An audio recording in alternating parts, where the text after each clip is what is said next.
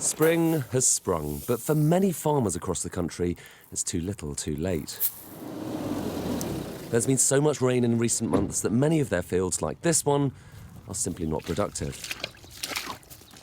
As a farmer, we're used to having a wet season, but when you have a wet summer backed up by a wet autumn, backed up by a wet winter, and then into the spring, it's just completely demoralising. Agriculture is only a small part of the UK economy these days, but the rest of the economy has had its own problems. High inflation, high interest rates, low growth. But today the Bank of England said at least some of those issues were coming to an end.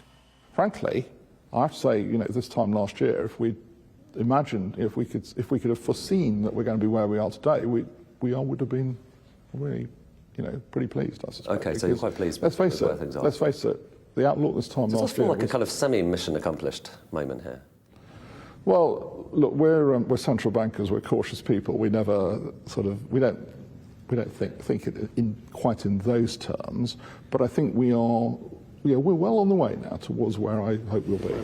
Even so, it's not quite ready to cut borrowing costs. So having ramped up so quickly to 5.25%, the real question now is when that line, interest rates, begins to come down.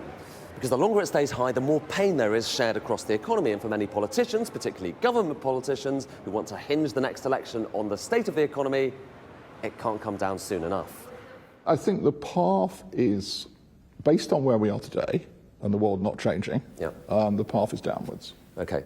But how soon? Every meeting is a fresh decision. Every meeting in that sense is in play.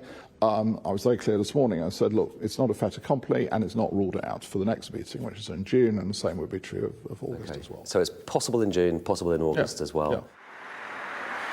But that's too late for Harriet, who refixed her mortgage last month.